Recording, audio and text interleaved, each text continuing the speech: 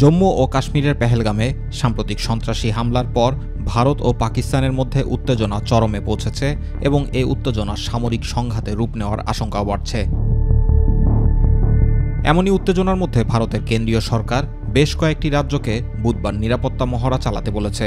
ভারতীয় সংবাদ মাধ্যম এনডিটিভি বলছে, এমন এক সময় ভারতের কেন্দ্রীয় সরকার এই আদেশ দিল যখন পেহেলগামের ঘটনার পর পাকিস্তানের সঙ্গে উত্তেজনা বিরাজ করছে।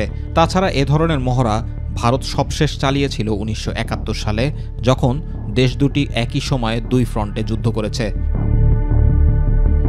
এরই মাঝে সোমবার পাকিস্তানে আবারও ক্ষেপণাস্ত্রের পরীক্ষা চালিয়েছে। ফাতাহ সিরিজের এ ক্ষেপণাস্ত্র ভূমি থেকে ভূমিতে নিক্ষেপযোগ্য, যার রেঞ্জ ১২০ কিলোমিটার। সামরিক মহড়ার অংশ হিসেবেই ক্ষেপণাস্ত্রের এ পরীক্ষা চালানো হয়। পেহেলগামের ঘটনার পর এ নিয়ে দ্বিতীয়বারের মতো ক্ষেপণাস্ত্রের পরীক্ষা চালালো পাকিস্তান। এর আগে সিন্ধু চুক্তি বাতিল সহ বেশ কিছু পদক্ষেপ নিয়েছে ভারত। পাকিস্তানও ভারতের বিরুদ্ধে পদক্ষেপ নিয়েছে।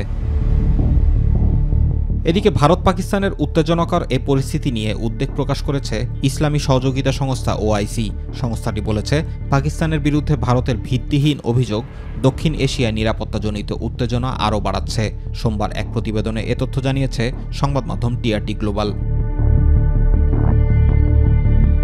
অপরদিকে পারমাণবিক অস্ত্রধারী পাকিস্তান ও ভারতকে সর্বোচ্চ সংযম প্রদর্শন করার আহ্বান জানিয়েছেন জাতিসংঘের প্রধান অ্যান্তোনিও গুতেরেস।